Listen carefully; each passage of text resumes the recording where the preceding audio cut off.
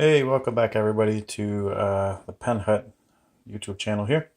Just wanted to go over my fountain pen collection real quick with you guys. So, just got this case here yesterday. So I was actually waiting to get it in so it could be a little bit better organized here.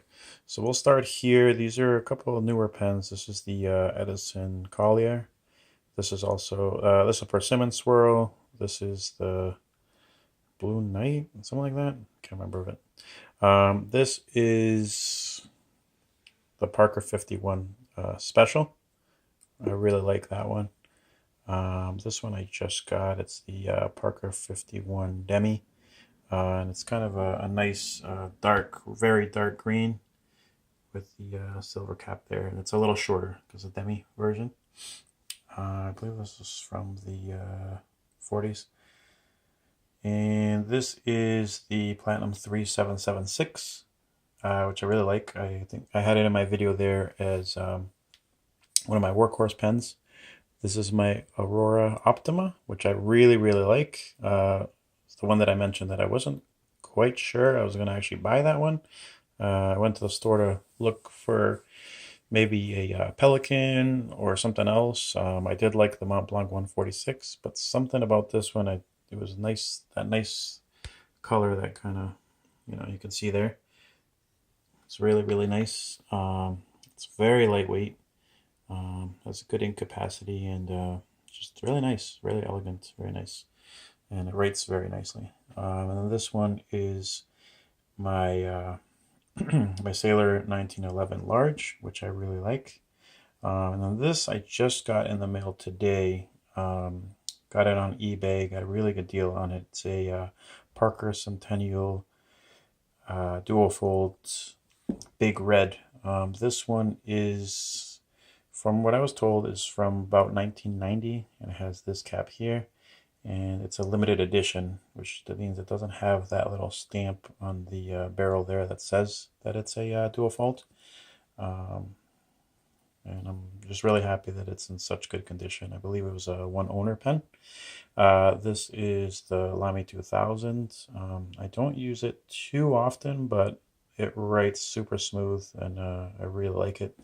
And then this is my TWSBI Echo, which is one of my workhorse pens. Still has a little bit of ink in it, but I really enjoy that. So basically, all of my pens are going to be either fine or medium. If they are from Asia, usually I do a medium. If they're not, I usually do a fine.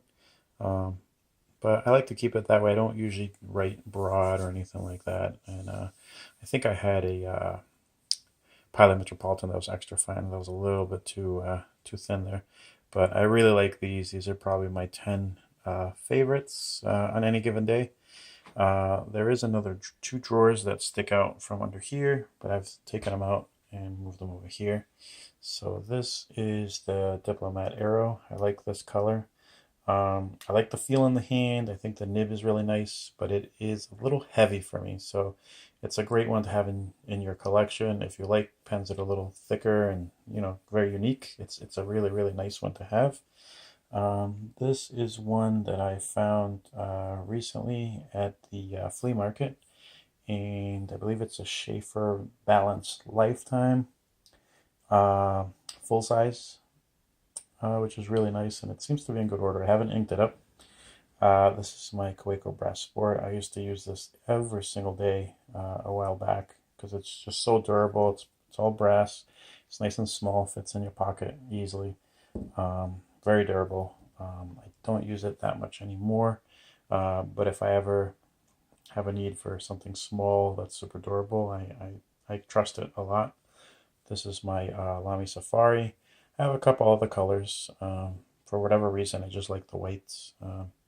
At that time in my pen collection um, point in time, I was a little nervous of getting pens that were, tons of different colors and things like that. I try to keep it super simple.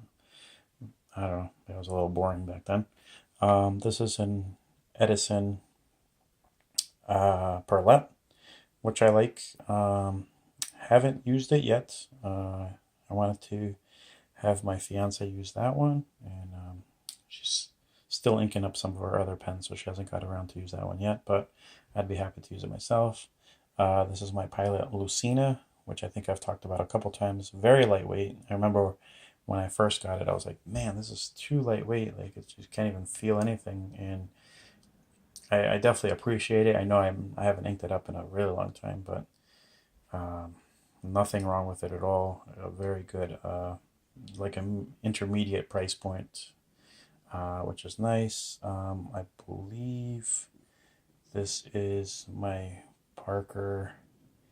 I think this is the Parker IM, and has a nice design there, which is supposed to resemble the pen two pens over, which is a vintage Parker Vacuumatic. And this one here is a not a Schaefer, sorry. This is a Waterman.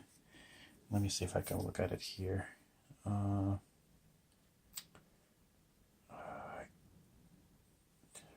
Trying to remember what this one was. I think it's a Waterman Expert, if I recall. Don't use that one too much, but out of the different Watermans, I like this one a lot just because it has that matte finish, which is nice. And it does write really nice. I think if you ever need something a little elegant and old school, that's a good way to go. This is another Schaefer that I found going through flea markets. I'm actually going to see if it's not going to pop. Let me see if this comes off. And this has a really nice, let me see if we can see it. Has a really nice nib to it, which is really nice. This is also a Lifetime 14 karat, which seems to have a very similar nib to this one here. Actually, now that I'm looking at it, they might actually be the same. Might be the same family of pens, to be honest. So let me just take this and put this back over here. And I'm going to have to screw it back on because I think with one hand this is not working perfectly. Oh, it's going the wrong way. Makes sense. So let me just put that back over here. Sorry about that. And then this is my Pilot Metropolitan. I have the two Kaweco Sport, which I really like. This is, what is this actually? Is this another Schaefer? Let me see if I can take this off. There's another one I found on eBay. Sorry, not at eBay, at a flea market, and possibly one that I might be looking to sell. Okay, so this is an Osmoroid. That's a interesting looking nib for sure. Let's see if you can see that. Looks like that. Very interesting. Probably not one that I'll keep. Maybe I'll sell it, or maybe I'll just keep it there for a little bit of variety. This one here is a Waterman, and I honestly don't know the name of this one. I got this one at the same time that I got this one at the Boston Pen Show last fall. And I did ink it up and I did play around with it a little bit. It was nice. It's very stiff nib, does not have a lot of flexibility or give to it, but it worked, you know, and it's a nice little design. It's in good shape. I think the nib's a little bit worn, but it's still in good shape. It does have a gold nib, but a nice vintage Waterman's, which is nice to have. Let me put that back over here, and then I have a unused Lamy Safari in charcoal. You know, just to have a limited edition, I guess. And then I have my Sailor Pro Gear, because for a long time this was my favorite pen, and now I have both styles, the Pro Gear and then the cigar shaped one over here, and both write extremely well. I do have a couple other pens here and there, but they're basically like duplicates of a couple of the lower end models here. So just wanted to show you these things here, just so you can get an idea, even for size comparison, just so you get an idea of what I have. But I did do a video just about a year ago on my other YouTube channel, which I don't really do much on, which was Tommy Reviews. I'm sure you could find that video and a few other ones there as well. I do collect watches, but not to the same extreme, and I also collect board games. So I do, or I was doing reviews on that, but I think I'm gonna just stay focused on this. If you are curious about any of those other topics, or curious about seeing any more about these pens in more detail, please comment below, and I'll be sure to add some more details on any of these pens. But so far, I'm really enjoying collecting. Uh, some of the prices do start adding up.